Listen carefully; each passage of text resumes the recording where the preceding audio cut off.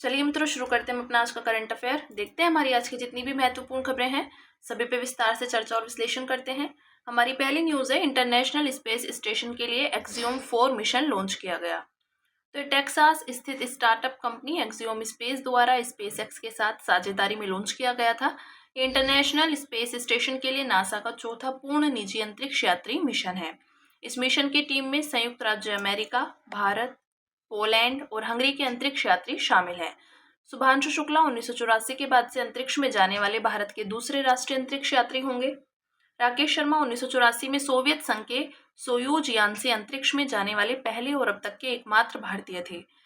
Axiom 4 के विषय में देखते हैं तो यह मिशन एक्सियोम स्पेस यानी एक निजी company, national aeronautics and space administration NASA, भारतीय अंतरिक्ष अनुसंधान संगठन इसरो और यूरोपीय अंतरिक्ष एजेंसी ईएसए के सहयोग से किया जा रहा है। मिशन के अंतरिक्ष यात्री आईएसएस पर 14 दिन बिताएंगे, जहां वे माइक्रोग्रेविटी से जुड़े शोध और तकनीकी संबंधी प्रयोग करेंगे तथा आउटरीच गतिविधियों शामिल होंगे।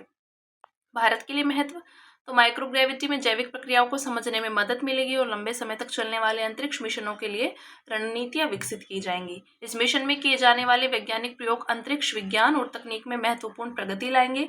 इससे भारत के युवा वैज्ञानिकों एवं इंजीनियरों को प्रेरणा मिलेगी। ये मिशन अंतरिक्ष क्षेत्र में भारत की उपस्थिति को मजबूत करेगा और यह प्रदर्शित करेगा कि भारत वैश्विक वैज्ञानिक प्रगति में अपना योगदान देने के लिए प्रतिबद्ध है। फिर देखते हैं इंटरनेशनल स्पेस स्टेशन के विषय में। तो यह एक रहने योग्य कृत्रिम उपग्रह है जो 370 से 460 किलोमीटर की ऊंचाई पर पृथ्वी की निचली कक्षा में स्थित है। आईएसएस के प्रमुख साझेदार हैं यूरोपीय देश, संयुक्त राज्य अमेरिका, जापान, कनाडा और रूस।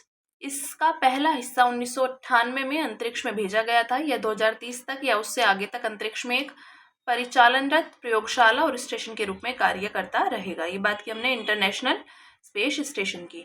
अब बात करेंगे अगली न्यूज़ की, जो है सलखान फॉसिल पार्क को यूनेस्को की वर्ल्ड हेरिटेज साइट्स की टेंटेटिव लिस्ट में शामिल किया गया। इसका आधिकारिक नाम सोनभद्र फॉसिल्स पार्क है और यह उत्तर प्रदेश के सोनभद्र जिले में स्थित है। IUCN के 2020 के जीवन के विकास यानी इवोल्यूशन ऑफ लाइफ से जुड़े दिशा निर्देशों के अनुसार यह पार्क जियो हेरिटेज साइट की श्रेणी में आता है। साथ ही यह पार्क यूनेस्को के 2021 के पृथ्वी के इतिहास और जीवन के विकास से जुड़े मानकों पर भी खरा उतरता है। सलखान फॉसिल पार्क के विषय में देखते हैं। यह कैमूर पहाड़ियों में स्थित है और कैमूर वन्यजीव अभ्यारण्य के पास है। दुनिया के सबसे पुराने और अच्छी तरह से संरक्षित जीवाश्म स्थलों में से एक है। यहाँ के जीवाश्म करीब 1.4 बिलियन यानी 140 करोड़ साल पुराने हैं। इस स्थल पर पाए जाने वाले जीवाश्मों में स्ट्रोमेटोलाइट शामिल हैं, जो साइनोबैक्टीरिया या नीले हरे शैवाल के समूह द्वारा बनाए जाते हैं। ये जीवाश्मी सूक्ष्म संरचनाएं उस महान ऑक्सीकरण घटना का रिकॉर्ड रखती हैं जब पहली बार पृथ्वी के वातावरण में ऑक्सीजन संचित होना शुरू हुई था। सलखान फॉसिल पार्क का महत्व, तो प्राचीन वातावरण को समझने में सहायक। इस पार्क में विभिन्न प्रकार के स्ट्रोमेटोलाइट्स पाए जाते हैं, जैसे गुंबदाकार, स्तंभाकार और परतदार। ये पुराने समय में जल की गहराई, तलछट और लहरों की गतिविधियों में हुए बदलावों को दर्शाते हैं। प्री कैम्ब्रियन काल की जानकारी देना, तो यह स्थल वर्ल्ड हेरिटेज फॉसिल्स रिकॉर्ड में एक महत्वपूर्ण रिक्त स्थान को भरता है, क्योंकि यह प्री कैम्ब्रियन युग को प्रदर्शित करता है। यह पृथ्वी के इतिहास के 85% हिस्से को कवर करता है, जो अब तक दुनिया भर में बहुत कम वर्णित किया गया है। देखते हैं यूनेस्को वर्ल्ड हेरिटेज साइट्स। तो विश्व धरोहर स्थल वे स्थान होते हैं जिन्हें यूनेस्को द्वारा उनके अद्वितीय सार्वभौमिक मूल्य के लिए मान्यता दी जाती है। इन स्थलों की सुरक्षा और संरक्षण के लिए एक अंतर्राष्ट्रीय समझौता होता है। इसे विश्व सांस्कृतिक और प्राकृतिक धरोहर संरक्षण संधि कहा जाता है। ये स्थल निम्नलिखित 3 श्रेणियों में होते हैं: सांस्कृतिक धरोहर, प्राकृतिक धरोहर और मिश्रित धरोहर, जिनका सांस्कृतिक और प्राकृतिक दोनों तरह का महत्व होता है। ये बात की हमने यूनेस्को वर्ल्ड हेरिटेज साइट की। अब बात करेंगे अगली न्यूज़ की, जो है केंद्रीय मंत्रिमंडल ने आपातकाल की उद्घोषणा के 50 वर्ष पूरे होने पर एक संकल्प पारित किया। तो केंद्रीय मंत्रिमंडल ने 25 जून 2025 को भारत में आपातकाल की उद्घोषणा के 50 वर्ष पूरे होने के उपलक्ष्य में एक संकल्प पारित किया। ध्यातव्य है कि 25 जून 1975 को संविधान के अनुच्छेद 352 के तहत आंतरिक अशांति से खतरे का हवाला देते हुए राष्ट्रीय आपातकाल घोषित किया गया था। हालांकि 1975 से पहले भी 2 बार राष्ट्रीय आपातकाल घोषित किया गया था, एक बार 1962 में चीन के साथ युद्ध के दौरान और दूसरी बार 1971 में पाकिस्तान के साथ युद्ध के समय। राष्ट्रीय आपातकाल के विषय में देखते हैं। तो आपातकाल के प्रकार, भारतीय संविधान के निम्नलिखित 3 प्रकार के आपातकालों का प्रावधान किया गया है: राष्ट्रीय आपातकाल अनुच्छेद 352 के तहत, राष्ट्रपति शासन अनुच्छेद 356 के तहत और वित्तीय आपातकाल अनुच्छेद 360 के तहत। तो राष्ट्रीय आपातकाल उद्घोषणा और आधार, राष्ट्रीय आपातकाल की उद्घोषणा राष्ट्रपति द्वारा तब की जाती है जब उसे लगता है कि भारत या उसके किसी भाग की सुरक्षा को युद्ध, बाहरी आक्रमण या सशस्त्र विद्रोह से खतरा है। सशस्त्र विद्रोह शब्दावली को 44वें संविधान संशोधन अधिनियम 1978 द्वारा आंतरिक अशांति की जगह जोड़ा गया था। संसदीय अनुमोदन तो आपातकाल की उद्घोषणा अधिसूचित होने के 1 महीने के भीतर संसद के दोनों सदनों से उसका अनुमोदित होना आवश्यक है। यह अनुमोदित हो जाती है तो इसे आगे जारी रखने के लिए हर 6 महीने में संसद की स्वीकृति लेनी होती है। आपातकाल आगे जारी रखने हेतु संसद के दोनों सदनों में विशेष बहुमत से संकल्प पारित होना आवश्यक है। यह प्रावधान 44वें संविधान संशोधन द्वारा जोड़ा गया था। मूल अधिकारों पर प्रभाव तो अनुच्छेद 358 के तहत राज्य अनुच्छेद 19 के अंतर्गत नागरिकों को प्राप्त मूल अधिकारों को निलंबित कर सकता है। अनुच्छेद 359 राज्य को संविधान के भाग 3 द्वारा प्रदत्त मूल अधिकारों के प्रवर्तन को निलंबित करने की अनुमति देता है। हालांकि 44वें संविधान संशोधन के अनुसार आपातकाल के दौरान भी अनुच्छेद 20 और अनुच्छेद 21 द्वारा प्रदत्त मूल अधिकारों को निलंबित नहीं किया जा सकता है। ठीक है, देखते हैं 1975 के आपातकाल के दौरान संवैधानिक संशोधन। तो 38वां संविधान संशोधन, इसने राष्ट्रपति द्वारा आपातकाल की उद्घोषणा के निर्णय को न्यायालय में चुनौती देने से रोक दिया था। 39वां संविधान संशोधन, इसके तहत प्रधानमंत्री और लोकसभा अध्यक्ष के चुनाव को न्यायिक समीक्षा के दायरे से बाहर कर दिया गया था। 42वां संविधान संशोधन, इसके तहत केंद्र सरकार की शक्तियों में अत्यधिक वृद्धि की गई। लोकसभा और राज्यसभाओं का कार्यबल बढ़ाया गया तथा संविधान संशोधनों की न्यायिक समीक्षा पर प्रतिबंध लगा दिया गया था। फिर अगली न्यूज है हमारी, हिमाचल प्रदेश के कुल्लू जिले में बादल फटने से अचानक तेज बाढ़ आई। तो हिमाचल प्रदेश में मानसून के आगमन के साथ ही बादल फटने यानी क्लाउड बर्स्ट की वजह से कुल्लू में मूसलाधार बारिश हुई। तेज बारिश के चलते पहाड़ी नदियां और नाले उफान पर आ गए, जिसके परिणाम स्वरूप जानमाल और सब संरचना की क्षति हुई है। बादल फटना क्या होता है? तो यह एक सीमित भौगोलिक क्षेत्र पर बहुत कम समय में अत्यधिक बारिश की स्थिति है। भारत के मौसम विज्ञान विभाग के अनुसार यदि 20 से 30 वर्ग किलोमीटर के क्षेत्र में 1 घंटे में 100 मिलीमीटर से अधिक वर्षा हो तो उसे बादल फटना कहा जाता है। बादल फटने की घटना वायु के पर्वतों के साथ साथ ऊपर उठने के कारण होती है। यह तब होती है जब वायु राशि पहाड़ी क्षेत्रों से गुजरते हुए कम ऊंचाई से अधिक ऊंचाई की ओर आगे बढ़ती जाती है। इसके परिणाम स्वरूप अचानक संघनन होता है। ओरोग्राफिक लिफ्ट एक मौसमी प्रक्रिया है जिसमें आर्द्र वायु किसी पहाड़ी या पर्वत से टकराकर ऊपर उठती है। इस परिघटना में गर्म वायु राशि पर्वत की ढलान पर चढ़ती है और अधिक ऊंचाई पर जाने पर निम्न वायुमंडलीय दाब के कारण फैलती है। जैसे जैसे वायु फैलती है और ठंडी होती है, यह अपनी आर्द्रता को वर्षा के रूप में निर्मुक्त करती है। जब लगातार बड़ी मात्रा में गर्म और आर्द्र वायु ऊपर उठती रहती है और समय पर आर्द्रता निर्मुक्त नहीं करती है तो यह अचानक और तीव्र बारिश यानी बादल फटने का कारण बन जाती है। बादल फटना आपदा जोखिम न्यूनीकरण, राष्ट्रीय आपदा प्रबंधन योजना 2019। तो देखते हैं जोखिम को समझना। बादल फटने की घटनाओं, भूस्खलन, संभावित क्षेत्रों आदि से संबंधित डेटा को एकत्र करना और उसे बनाए रखना बहुत जरूरी है। आपदा जोखिम न्यूनीकरण में निवेश तो प्राकृतिक जल निकासी प्रणालियों, छोटी नदियों आदि की मरम्मत एवं रखरखाव करना चाहिए। इससे वर्षा जल को बिना किसी रुकावट के प्रवाहित होने में मदद मिलती है। क्षमता निर्माण तो बादल फटने की घटनाओं से निपटने और तैयारी करने के लिए स्थानीय निकायों की क्षमताओं को बढ़ाना चाहिए। साथ ही बीमा और जोखिम हस्तांतरण आदि उपायों को प्रोत्साहित करना चाहिए। फिर अगली न्यूज है हमारी, लोकसभा अध्यक्ष ने कहा कि संसदीय समितियां सरकार की विरोधी नहीं बल्कि मार्गदर्शक हैं। तो हाल ही में लोकसभा अध्यक्ष ने इस बात पर जोर दिया कि संसदीय समितियां सहायक होती हैं और सुधार के साधन के रूप में कार्य करती हैं। साथ ही ये रचनात्मक मार्गदर्शन भी प्रदान करती हैं। संसदीय समितियों के विषय में तो संसद समितियां वास्तव में संसद सदस्यों के ऐसे पैनल होते हैं जो सरकार के कार्यों की जांच पड़ताल करते हैं और कार्यपालिका की जवाबदेही सुनिश्चित करने में मदद करते हैं। संसदीय समितियां निम्नलिखित 2 प्रकार की होती हैं। पहली, स्थायी समिति। ये स्थायी और नियमित समितियां होती हैं। इनमें वित्तीय समितियां और केंद्र सरकार के 24 विभागों से संबंधित स्थायी समितियां शामिल हैं। तदर्थ समितियां तो ये किसी विशेष उद्देश्य के लिए गठित होती हैं और कार्य पूरा होने के बाद भंग हो जाती हैं। इनमें विधेयकों पर प्रवर समिति और संयुक्त समितियां शामिल होती हैं।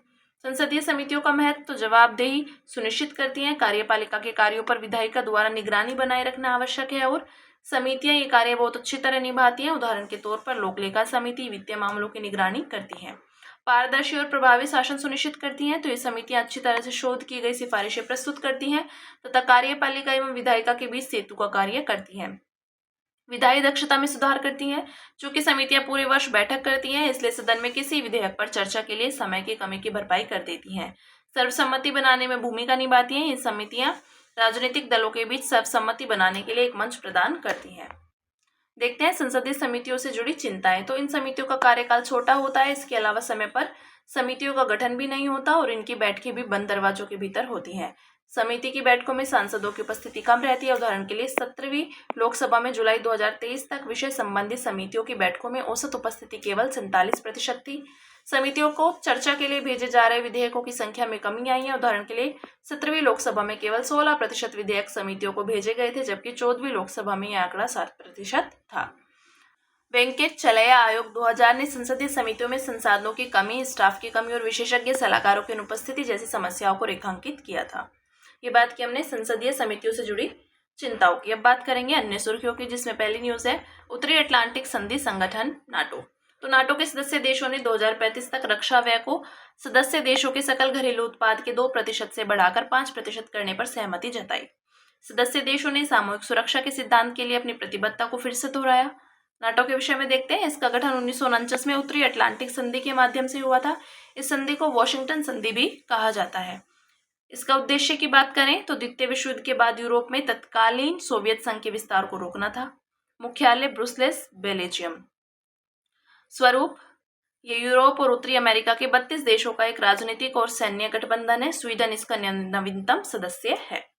यह सामूहिक रक्षा के सिद्धांत पर कार्य करता है, जिसका उल्लेख नाटो संधि के अनुच्छेद 5 के तहत है। इस सिद्धांत के अनुसार किसी एक सदस्य देश पर हमला सभी सदस्यों पर हमला माना जाता है। नेक्स्ट है एनहांस्ड रॉक वेदरिंग। तो जलवायु परिवर्तन का सामना करने के लिए अब खेतों में क्रश की हुई चट्टानों को फैलाया जा रहा है। इस तकनीक को एनहांस्ड रॉक वेदरिंग कहा जाता है। इसके विषय में देखते हैं। ये एक जलवायु समाधान है जिसे कार्बन डाइऑक्साइड को वातावरण से हटाने के लिए डिजाइन किया गया है। यह उस प्राकृतिक प्रक्रिया को तेज करता है जिसमें चट्टानें कार्बन को अवशोषित करती हैं। एनहांस्ड वेदरिंग की विधियां, तो चट्टानों को क्रश करना। जब चट्टानों को महीन कण में बदला जाता है तो उनका सतह क्षेत्र बढ़ जाता है, जिससे वे हवा या पानी में मौजूद CO2 के साथ तेजी से प्रतिक्रिया करती हैं। आमतौर पर इस्तेमाल की जाने वाली चट्टानें तो ओलिविन या तेजी से अपक्षित होती हैं। इसकी धूल के समुद्र तटों या महासागरों में फैलाने से कार्बन जमा हो सकता है और समुद्र की अम्लता कम हो सकती है।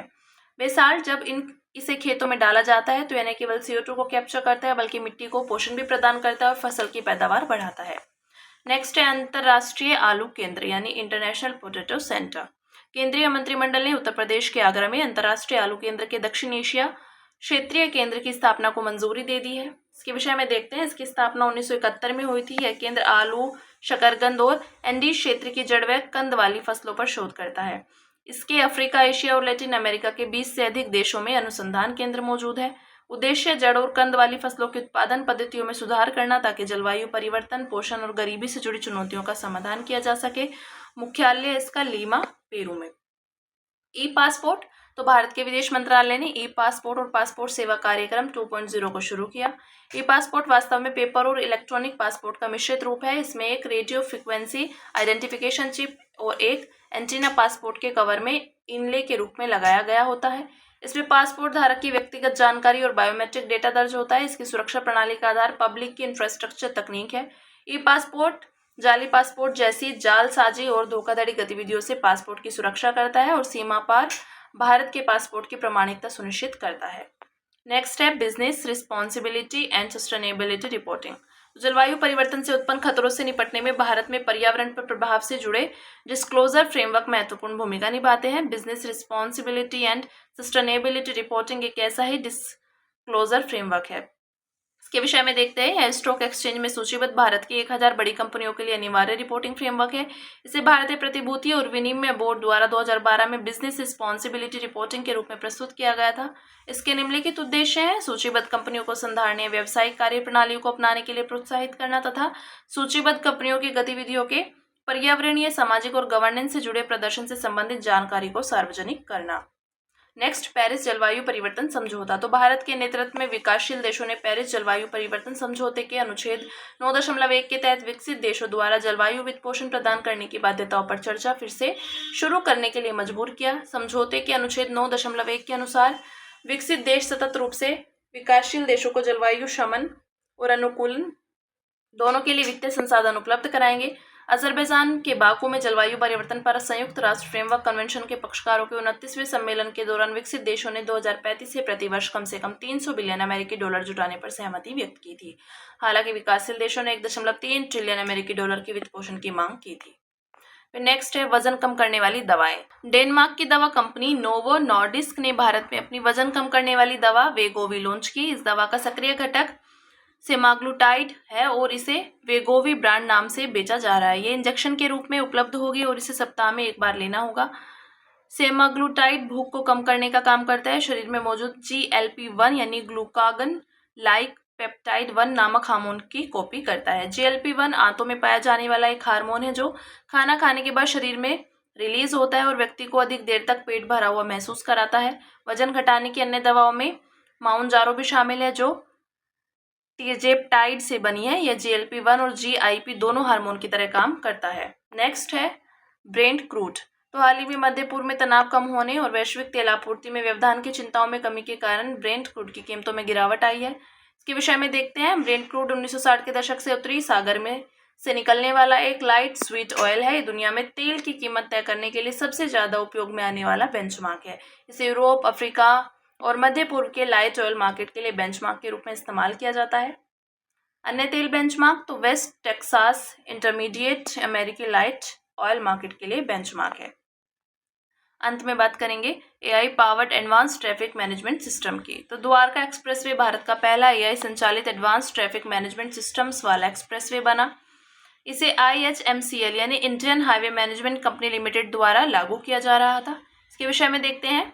एडवांस ट्रैफिक मैनेजमेंट सिस्टम तकनीकों और प्रणालियों का एक समूह है। इनका उपयोग सड़कों और राजमार्गों पर यातायात को अधिक कुशल, सुरक्षित और विश्वसनीय बनाने के लिए किया जाता है। ATMs के मुख्य घटक तो ट्रैफिक मॉनिटरिंग कैमरे, video incident detection and enforcement system, vehicle actuated speed display system, optical fibre backbone के साथ कम्युनिकेशन नेटवर्क और ATMS command and control centre आदि। ये बात की हमने AI powered advance traffic management system की। तो हमारी आज की जितनी भी महत्वपूर्ण खबरें थी हमने सभी पे विस्तार से चर्चा और विश्लेषण किया। अब इसी के साथ मिलते हैं कल अपनी नई खबरों के साथ।